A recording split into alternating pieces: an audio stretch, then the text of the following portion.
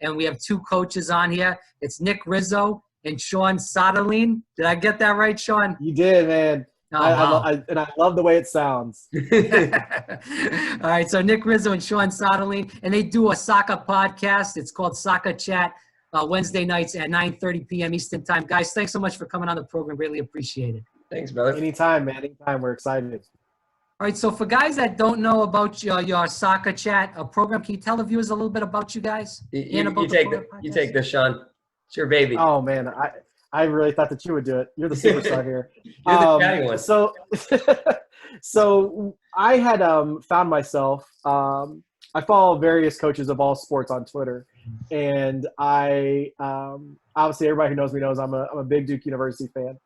But they had some football coaches that I follow as well because I like the content they put out and some of the motivating stuff that they use with their players. And one of the coaches is very big on social media about the way kids should act on it, things they should be posting, which I am as well. And I just happened to respond to one of his tweets one day, and I just started getting bombarded with responses. And I was like, what is this? And other coaches were reaching out and saying, hey, in this situation, what do you do? Or with this, or if a kid does this. And so I answered all the questions. They enjoyed it. Well, then they all said, are you a position coach or a coordinator? And I was like, a what? And I didn't know it, but I somehow got lumped into a Texas high school football chat on Twitter. And the company that ran it reached out to me. Is like, hey, you're a soccer coach, right? And I was like, yeah.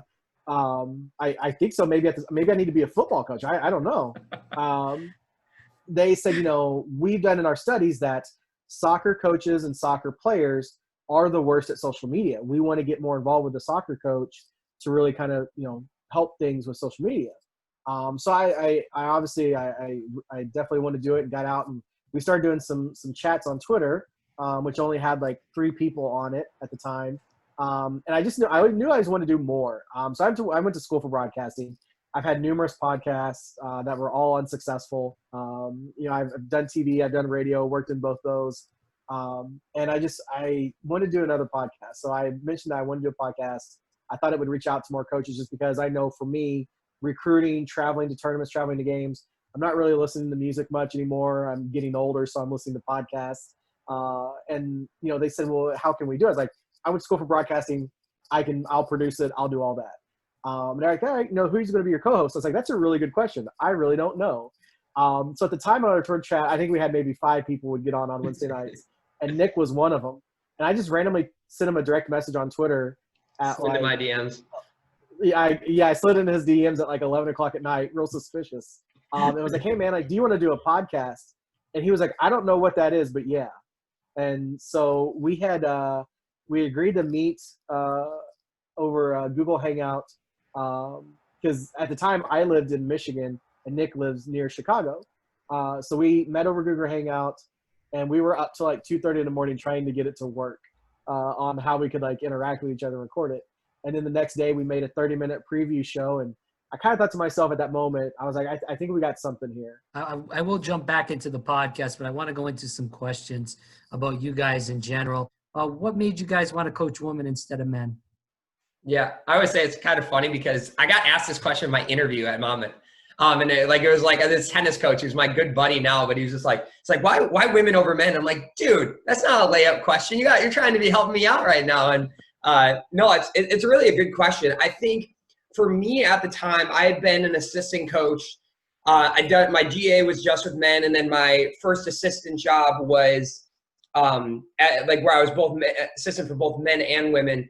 And so I had the experience of both. And to be honest, I didn't have a preference. I wanted to be a head coach, and I just enjoyed the game and coaching that I had applied for a few men's head coaching jobs, a few women's head coaching jobs. And eventually this was the job that opened up for me. And I think I was 28 at the time. And like, it was a good opportunity to go finally be a head coach. And for me, honestly, and it was funny, cause now I don't know if I'd want to switch back to the men's game.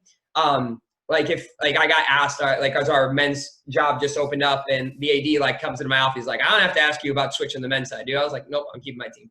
And so I think initially it was just whatever opportunity came first, whether it was going to be a men or women was going to determine the rest of my life. And I think I got really lucky that I got a good squad and in a good school. And so for me, it was just, it wasn't really like the game is the game. And I just wanted to be a head coach, and I didn't really care who I got to coach to be that. Do you feel like it's easier to coach women than men rather? I think in different ways it's easier. I think it's easier to recruit women. I think they're so much better at the process. They're better at answering their text messages. Like, they make decisions a lot earlier. Like the men, like I always feel bad for our men's coach because they're like finalizing their class in March, and like we were done in like December or January. And so like they have to stress out so bad at the latter half of the year where we don't. I think the difficult part is I've never been a woman. You know, like some of the stuff they're going through, like when I'm coaching guys and they're going through stuff, like I was that at some point, whether it was 8 or 10 years ago. For the women on our team, like there's things that they're going through that I've never experienced. And so like all you can really do is like just be like a person that they can talk to and stuff. But I've also had a really good assistant coach who was a female, and she did a really good job of kind of helping guide them through those things. But I would say that's the most difficult part, is you don't have the exact same experiences that they've had being an 18 and 22-year-old female. I never was that. And so I think that's probably the most difficult thing at times, because I think they might have difficulty relating me about certain things, and I don't always have the answers for them with the things they're going through. So I think it's easy and more difficult for different reasons. I don't know if that's not a good answer to the question, but it's like yes and no. Like short answer to a long question. So let me ask both of you guys this question. We kind of go into that question about recruiting and, relating to women. When you're in that recruiting process, obviously, Nick, you said you do have a woman assistant coach, and you said it, makes it easier for her to, answer those questions. But, when you're on the team and you do have somebody that's maybe going through some struggles at home, maybe they're having struggles adjusting to school in general, could be homesickness. How do you relate to that? Do you go say because Nick, you played, and I know you did a lot of stuff with the student academics and stuff. So I feel like that helps the students out a lot with, adjusting to, new college courses, writing 15-page, 20-page papers. So, college the first year can be overwhelming. So how do you really help those girls get adjusted to that first, second year of college when, they were in high school and, that's baby school compared to college? Yeah. Yeah, no, I think the one thing that I feel that any person just needs to have, and this isn't groundbreaking or anything, but you just have to be empathetic. And that's one thing we talk to our players all the time about, is just trying to put yourself in that person's shoes. And I think as coaches, we are their parents away from home. Like they're like when they're coming here, like we're their closest thing to their mom and dad away from home. And so for us, I think just and again, not groundbreaking, but just talking to them, meeting with them as regularly as you can, because if you get to know the person, like I always joke with, especially once they get to their senior year, the journey you go through with these kids, it's just up and down. Like I wrote a letter to my seniors the other day, and it just as I was writing, it's man, we've been through some stuff. And I really feel like the more you develop those relationships and just talk to them, because like you said, every kid's going to handle everything different. There's kids that me and my sister, are we're so similar, but I went to college and I was yes, can't wait to be away from home. I'm never going home ever again. And I've never really been close to my parents. I'm super close to my parents, but I've never geographically been close to my parents since then. But she's the one that's needs to be home, was homesick right away and stuff. And so we're the same blood, we're a year apart, but and handle it completely differently. So I think just the more you put in the work to get to know the human beings, I think that that's truly going to help you out. Just, again, putting yourself in their shoes. And even if you don't have the answers, just being there for them when you don't. Just being hey, I'll sit here and you can cry. I won't have any words to console you at all, but I'll be here the whole time. And I think that that's kind of been a thing that's really helped me with going through this process of not always having the answers, not being able to give every kid what they need at all times, just trying to be there and talk to them as much as I can. Sean, let me ask you this. We hear about this all the time, the soccer moms and the soccer dads. How do you handle some of these people? Because everybody wants their kid to start. Everybody wants their kid to play 90 minutes a game. And I'm sure, even though it's college, they still might be calling up, emailing, texting, or complaining. How do you handle these people? I'm pretty straight honest from the beginning. I kind of lay the groundwork down saying, look, this is how it is. And, that's something that you as a parent have to choose that's what, you have to accept it or not. That's just the way it's going to be.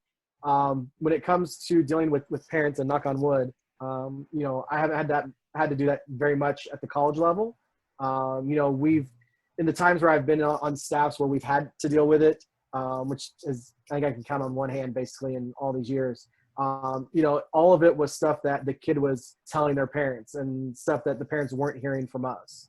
And also using video evidence to prove our theory, to kind of, I guess, put them back in their place. So, for me, I think the thing is, and kind of with what you guys were talking about with, relating to the players, I've always had a very good ability to develop relationships with people, whether they're players, whether there's parents, and I think that when you have that good relationship with people, when there is some sort of misunderstanding or something that the parents aren't liking, I think when you have that relationship, they're more keen to understand you when you say, hey, your daughter just really wasn't performing in training this week.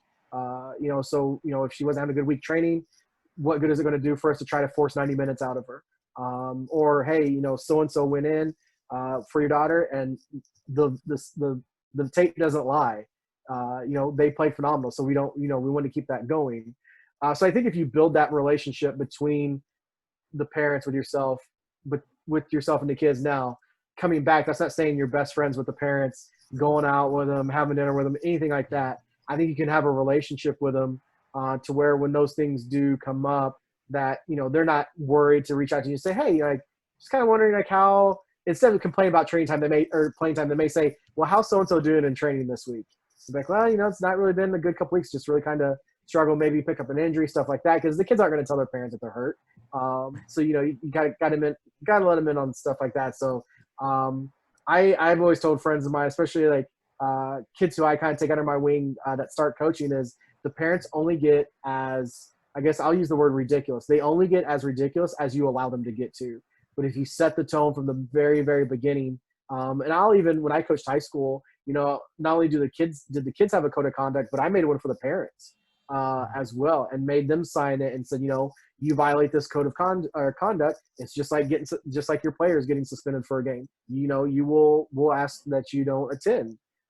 So like I said, if you set that tone from the beginning, you do put those guidelines in, and you hold the parents and themselves accountable, I don't think you'll have massive issues. Nick Rizzo and Sean Sutherland, and from Soccer Chat, this is a podcast that comes out Wednesday nights at 9:30 Eastern time. Let's go into this. Obviously every year with all different recruits that you bring in, you have to coach all different type of women. So with that said, do you change your coaching philosophy between the attitudes of all the different girls that you do coach? I'd say yes, conditionally. I think the way that we treat each person doesn't change year to year, but the way you coach different kids has to adjust based on the kid. And maybe there's coaches that it works for where you treat everyone identically and talk to everyone identically. But for me, I think it's always been easier because I have players that want to be yelled at, and I have players that if I yell at them, they're going to curl into a ball and not come out for a week. And so I think just adjusting everything based off of how the kid is going to react to you. And I always tell kids, I'm not a yeller. I've never been a coach that's going to be berating, screaming at practice. I'll yell instructions, but I'm never a coach it's not my style. I'm not intimidating at all. And so I think that the way we treat our kids year to year stays the same. And we always talk, and I'm not the first person to say this, but fair, not equal. You want to treat everyone fairly, but you can't treat everyone equally, because my best player, you know what? She could be absolute crap that day, but at the end of the day, her at a 4 is probably better than you at a 7. So she's got to stay in the game.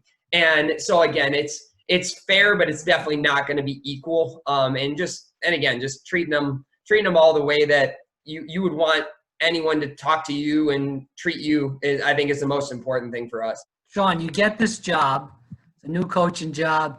The coronavirus hits. You said you just saw your team for only a week. How is that going to affect your recruiting? The spring season obviously is canceled. So how is all this working out for you? I mean, it sounds like doomsday.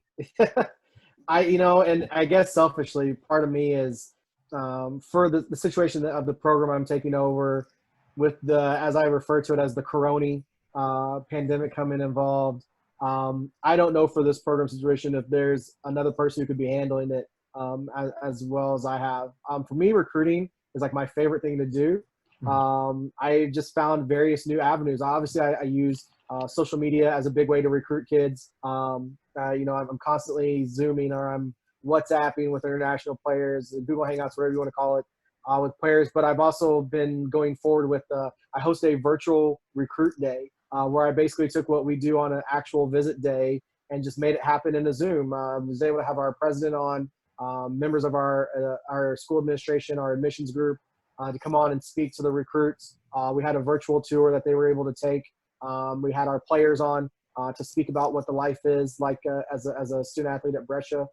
So we were able just to bring that same experience to players from their own home. And I think for us, we've had so much more success recruiting wise because of what we've been doing over the pandemic by using social media. I mean, for us, we basically are getting ready to start locking down our 21s and really start locking down our 22s probably by the end of what would be the fall season. That 7 weeks ago, that would have never happened at this school.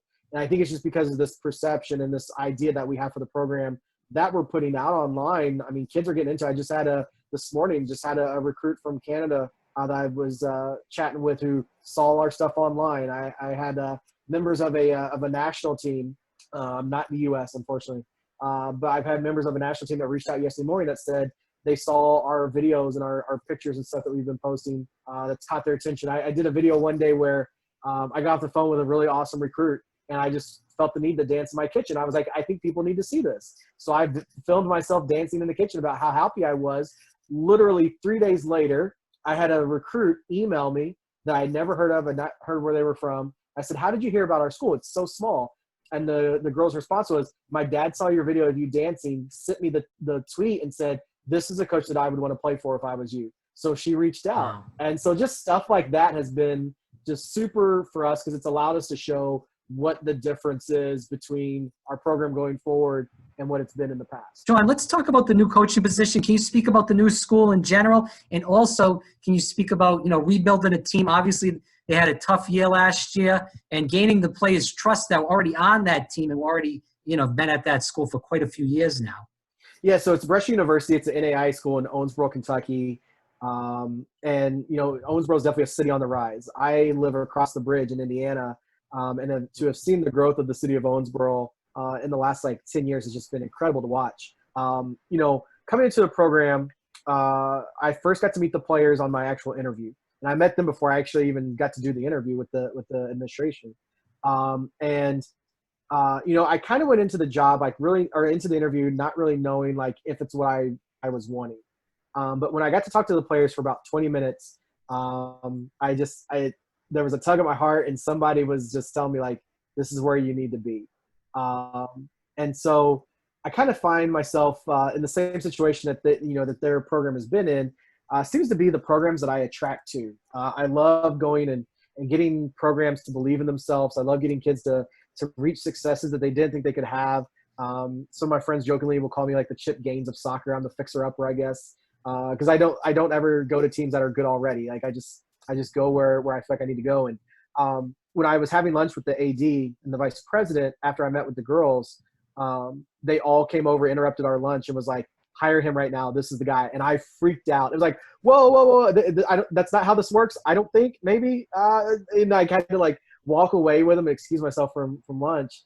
And they all said, no, you talked about getting kids to buy in to what we're trying to do. And we've all bought in, we're there already. Wow. What do we got to do? And I was just like, whoa, okay. So for me, it's all about buy-in. And I mentioned earlier about building relationships. And that's what I've been doing with our current players. Now, granted, has it been easy trying to do it virtually? No. Has it been easy trying to do it while they're transitioning to doing classes online? No. But what we've been able to do with weekly team meetings, we've assigned, we do lunch dates. They all get in various groups and they have lunch together over Zoom, or our school's a Microsoft area, so we do Microsoft Teams. So they get together that way, and the more and more that I can talk with them will allow them to know who I am. Like we got to do an individual before they all got sent home, an individual meeting where they got to know me, I got to know them. But I think the thing that I'm really trying to do as much as possible is not only making sure that they're doing their fitness stuff right now, but also just showing who I am. Because I'm an open book. My family's their family. Sometimes we'll go on calls and my daughter hops on and kind of takes the meeting over, which, stuff like that. So, I mean, they're going to get to know who I am. But I think what I've told the players is this is going to make us stronger together. Trying to learn who each other are from a distance, trying to learn who each other are via computer screens or phone screens is what's going to make us stronger. And I've told the girls, and I've told Nick this, and I've said this on our show, and I've said this on any interview that I've done because of this pandemic, and I feel bad I'm not calling it the corona like I do on our show, but because of the corona, it has created the biggest level playing field in all of sports. All of sports. I mean, there's NBA players who come out saying, well, I don't have a basketball hoop at home. How am I supposed to get my shots up? And there are college teams around the country who are so used because they've got this predominant like alpha coach that is always there watching every move they make, making sure they're getting their fitness in, that those kids have probably said to themselves, if I could ever get away from them, I don't think I'm going to do my workout today. And so this was that opportunity for them.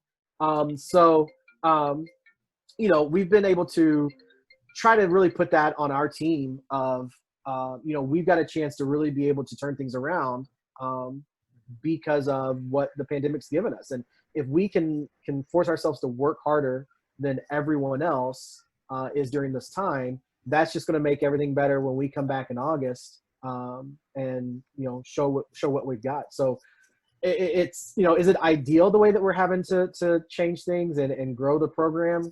No, but we're not doing anything else that everybody else isn't able to do. And like I said, I think when we're all finally able to get back together to get things going for preseason, I think this is all going to make us stronger. When you are recruiting those players, what do you look for? Is there, a big intelligence aspect that you want somebody to be real smart on the field, or speed, or what do you look for? Maturity?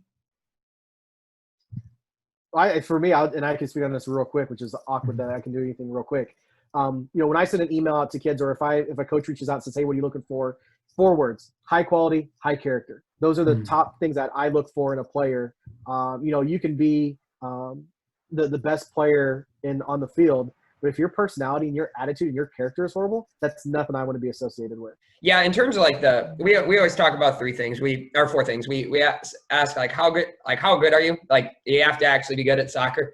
And then how hard are you going to work? How competitive are you? And how do you treat your teammates? And we talk about those 4 things a lot with our team internally, but as when we're recruiting, that's definitely something that we look at. In terms of attributes, I feel like I'm very anti-soccer in this. Like I love speed. Like I'm such a person and I feel like if you said that in front of certain coaches that we know, like they'd be like, oh, it's Nick's so like it's almost become taboo over the years to say that you want fast people on your team because there's so many other elements of soccer that make a team great. I just think at our level, the level I coach at, it's so useful to be incredibly fast. And I feel like it's easier for me to teach certain kids tactics and things like that. And certain innate characteristics like speed, height, different things like that it's hard to teach that stuff. But I think you have to have a good mix on your team of everything.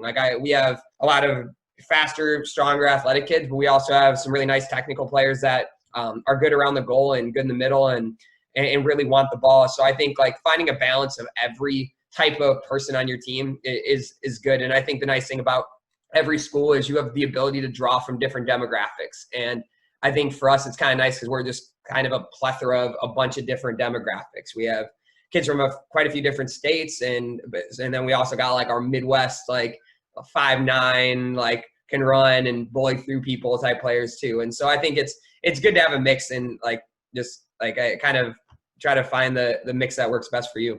Can you speak on the season and what you guys can improve on and be a better team next year? Yeah, year coming up. Yeah, for sure. The nice thing about this year was kind of the culmination of the last 4 years. So this year was my 4th year. So all the current seniors were kids that I recruited. And so it's been kind of cool to go through because when I took over, I think the 2 years before I got there, they were 5-13 and 6-12. And so the seniors that committed to me were not, they're committing to a first-time head coach that's going to an okay program. And Monmouth had some success back in a few years before that, but leading into that year, they hadn't been that successful. And so it was really cool because the seniors, like their first year when they were freshmen, we went 7-9-2. And then their sophomore year, we went 11-8-1. And then their junior year, we took some injuries and actually did get better. We went 9-8. And then, so this year, their senior year, it was kind of cool to be, it was one of those years where everything seemed to go right. Like when we needed a goal, we got a goal. When like we'd get down a goal and then we'd score 4. And so it was just kind of one of those things where it just seemed like we were running, and to get like the first conference championship in school history it was just a cool moment because again, these seniors took a real shot on a new coach and a program that was in an interesting spot at the time. And so, yeah, when we got to the conference tournament, it was cool. We finally got to win it. And then getting to NCAAs was just a cool experience. I always said that I went a few times as a player, and I always wanted to give the kids that I coached the exact same experience that I got, where you get to go and you get to see the banners and you get to like get treated like you eat so well, and you eat like we're like normally when we're on our school travel budget, we're eating at Subway or Pizza Hut or something. And they're like getting nice meals, and I think was the cool part of the season, just to have the culmination of them being the seniors getting to be the first senior class that ever got to win a conference title at Monmouth, and it's really just a huge testament to them because they stuck with it, they grew, and just by the time they became seniors, they were just the best kids that you could possibly ask for. This is from Alex in Boca Raton. It says, why is the U.S. women's team so good and the men's team struggles? We talk about this a lot. We do a state of soccer show a couple of times a year, or state of U.S. soccer, where we talk about things from the business aspect. We have a good friend of ours that's a coach that really follows the business side of soccer. And Nick and I, we've talked about this before, and even within our coaching realms of why is it that our women's team is so much better compared to the men's team. And I think, too, you got to think, as Nick mentioned, before there was even a FIFA World Cup, the 91, we called it the World Cup, but it was just the Women's World Championship. FIFA didn't want to put their name on it. That was really the first time that, women's soccer was given this big platform to play on, but yet, none of their games were on TV. And so women's soccer, I think, is still very young to the common person. So, obviously we just saw this past World Cup how much better other countries have gotten recently. And I would say for this next World Cup upcoming for the women, I don't think there's going to be blowouts from us. I think a lot of them are going to be very competitive. You saw France, who's been coming into their own. That Thailand team, I don't think they're going to give up 3 goals in the next World Cup if they make it. Federations are pumping more money into their women's teams because they want to be able to keep up with the U.S. So you've got to look at that aspect of the women's game is still fairly young. We were able to get a jump on it. I think a lot will say we're more athletic when it comes to that. And, you can throw out all these various things.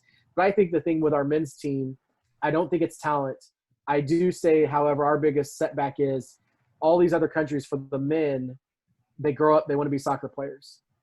Here in America, they want to play in the NBA. Kids want to play in the NBA. They want to be a baseball player. They want to be in the NFL because that's what they've been programmed to want to do. You look at Chad Ochocinco was an All-American in high school for soccer. Pat McAfee was an All-American for soccer in high school. Aaron Kraft, who played in the NBA, All-American for high school in soccer. Steve Nash was a fantastic soccer player. His brother played on the national team for Canada. Steve Nash had all these D1 soccer offers, but said, if I got any D1 basketball offers, I'm taking it. He got one D1 basketball offer to Santa Clara and took it. So you look at all these people who have grown up playing soccer, and had they stayed with it, I love when networks do the all athlete for U.S. soccer top starting 11, what would be, and they throw in LeBron, they throw in all these other players. So think about if those athletes, if they grew up watching soccer like these other countries and said, that's what I want to do, and dedicated themselves to the sport, I think it would be a lot different. I think if we did put our quote-unquote best athletes and they had 18 years of training playing through the youth leagues, I think it would be a much different situation for our men's team. Yeah, but Sean, don't you think that the coaching is an issue too for the U.S. men? I wasn't going to say it. I thought about it, but I didn't, and then you just brought it up. Sorry. No, it's okay, because this gives Nick and I – you've opened the soapbox for us. Have I think that we have struggled coaching on the men's side? Yes. I think that – and again, this is purely my opinion. not Nick's or our shows. I think the coaching has been where we've gotten it wrong. During his time, I was never a Bob Bradley fan. I don't know why. I just didn't like it. Looking back on it, I think he was all right. I, for one, was a massive Klinsmann fan. And I think that Jurgen was trying to do things, but he was being met with, well, we've never done that before, which is also like my pet peeve. We're like, hey, let's do this. Well, we've never done that before, so we're not going to do it. With the current hire, I don't know Greg from Adam. I don't know him as a person. I've heard good things about him as a person. But as a coach, as a federation, I'm sitting here saying, we're the United States. We have a plethora of this youth talent that's making their way up. We've got Christian Pulisic, who is now a household name, not just in America. He's a household name all around the world. I think that we could have gotten someone that has better than a average record, if that, as an MLS coach. Not knocking the talent in the MLS. But you can't sit here and tell me, and again, this comes back to, and this is the soapbox of, U.S. Soccer is the Good Old Boys Network, which we all know for a fact that that is. And if, if a sniper comes to my house tonight, you know who did it. It was U.S. Soccer. But you can't tell me with the talent that we've got, and we've been told that our youth development program, while it does have its cracks, we have such a great thing going. You can't tell me that the top coaches in the world wouldn't want to come here. And I think that shows when, you had Tata, who was wanting to leave the Atlanta United to coach the U.S. men's team, and they gave all these excuses. Oh, well, he doesn't speak English enough, yada, yada. No, that just tells you that we chose – here's a guy who has completely turned around Atlanta United from being an expansion team to one of the most dominant teams where now all those players are getting sold across the world, to Greg Berhalter, whose Columbus Crew teams maybe have been 500, if that. Well, he plays an exciting attacking style of play. Okay, well, with what to show for? So I just don't see how, with the surplus of money that U.S. has, we do it with the women's side. We go get the best coach that's available. Like, every coach wants to come coach the U.S. women's team. Whoever the best coach is, that's who we're getting. Where we get it wrong is I don't think we hire the best person for the job. I thought we did it with Jurgen, but I think we put a lot of I think we strapped him down a little bit. But since him leaving, I don't think we've done a good job of going to get the best coaches to come over here. And I look at, U.S. is where everybody wants to be. Everybody wants to live here. They want to get involved. They want to grow the game. So why not go get one of the best coaches in the world to come here? Yeah. I want to tell you. Oh, go ahead. No, yeah. I think a lot of it is we're so comfortable with the status quo. It's like, you see it in colleges all the time, why so many colleges end up hiring alumni or hiring people that had been there before, because they know what they're getting. It might not be that much better, but they know it's going to at least keep the status quo. And I think that's until we start developing a system where there is promotion relegation in the U.S., like when we're starting to really embrace kind of more international styles. A lot of coaches talk about, like, you go to Spain and you talk to the coaches, and like even the higher up people are asking questions to like guys like me and Sean. Be like, oh, what do you think about this session? What are some things I can do better? And I feel like a lot of times in the U.S., and this is an exclusive. How do you feel like the NWSL is doing with that? How do you feel like they're doing, and how can they grow their fan base as far as getting more people at the games too? Yeah, so all from the World Cup. Or go ahead. Oh, no, I was going to say, like, I think they're doing is really, really well. You look at the growth of it. They're incredible. And I think that the thing that they did an unbelievable job of is capitalizing on last year's World Cup. Like, and the cool thing about it, though, was, like, there were so many of the, like, obviously all the best players, 23 best players in the world were gone. And the league still did well. Like, you could go to, like, the games, and they were I went to a game during the World Cup, and it was phenomenal between North Carolina and Portland. And none of the World Cup players were there, and it was incredible action. Yeah. And so I think that they're doing a good job. The thing that I think the NWSL does an incredible job of is promoting their players to the fans. Like, after games, like almost every single game, you'll see the players stick around and go engage people in the crowd, sign jerseys for young girls and boys that are coming and watching the game. And I think that's the thing that I've really noticed that they do such a good job of, that really helps to grow their brand. I think they do an unbelievable job of showing the personality of the players. And I, like, honestly, like, I think the biggest thing they're going to have to work through right now is like continuing to get good TV rights. Cause it's getting better, and there's a lot more like on television, but like with anything, like I always talk about, I'm a huge Chicago sports fan. And when I was growing up, like people always talk about like, oh, Blackhawks fans are fair weather. The problem with the TV rights back in the day is when I was growing up, we couldn't watch the games on TV. They had terrible rights with Comcast and WGN, so we get all the Bulls games, get all the Cubs games, get all the Sox games, Bears games, but we wouldn't get the Blackhawks games. So like it was like in 2005, they finally got good TV rights and were able to watch all their home games on Comcast. And like simultaneously, they got some really good players. And that's what grew the Blackhawks into this thing that like now they still sell out and we suck. And so like it's one of those things where I think that's like they need to continue to find ways to get it on TV. When they've had all the games on Lifetime, I'm sure they were getting unbelievable reviews. Like it was awesome. When you recruit players, do you prefer girls that play club or high school soccer?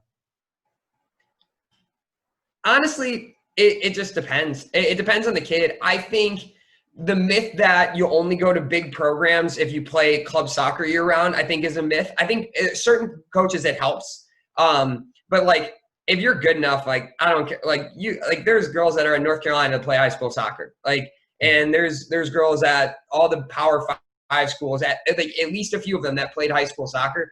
I think for me, like at our level, I love if they play high school. To be honest, like just because they're not getting scholarship money for us for soccer, and I want them to have as much. I think there is something for playing for and with your friends, like and not that you don't have friends at your club, but like I think it's different wearing a crest of a school and having a student body get to cheer you on, as opposed to like your parents and a few of your friends that come to the club games. And so like I've always been a big fan of the high school soccer game for our level. I don't think that's universal, but for me, that's always been an answer. But would you say that there will be more talent, playing club than just playing high school against some girls that are just playing for fun? Yeah, for sure. And I think it depends on the high school. Like, I mean, we have a girl coming to us from like St. Charles North, and her high school since I think like over the last like 2 years has sent like 9 players to Division I schools, and like not small ones, like University of Iowa, University of like a bunch of really high level schools. And so like her practice is probably as good as any practice she'd be getting in club. But like obviously club is a much higher, like depending on the club. I mean, if you're playing in the DA or I mean not the RIP, you're playing in the new what's it, GAL or what's it? It's the girls GAL, Girls Academy League. Yeah, Girls Academy League, a brand new one, or like the ECNL. Those teams are obviously the top level teams are much better level and practice level than high school because all those coaches again, like we kind of ripped on them a little bit earlier, but there are a lot of really good coaches in the club world, probably compared to the high school. Not to knock on high school coaches because there's some amazing ones out there, but I would say the overall standard of some of those higher level ECNL and Girls Academy League coaches are like it's just probably a little bit better than most high school coaches. Definitely not all, but most. So they're getting a lot of really good coaching too. And lastly, can you guys talk about where they can find the podcast, learn more about you for the listeners? I want to see if Nick has listened to me whenever I do this on our own show. You can find us on Twitter at Chat Soccer. It's at ChatSoccr because someone already took the word soccer spelled out correctly on Twitter. We're also on Facebook. If you just look up Soccer Chat, and the same thing with Instagram. If you just search Soccer Chat, you'll be able to find us there. For the podcast, you can get it anywhere. You can get us on iTunes, Google Play, Stitcher, Something Radio. What am I missing? Radio. Basically, wherever you get your podcast from, you're going to be able to get Soccer Chat just by typing in. You can also just Google Soccer Chat, and it's the first thing that pops up.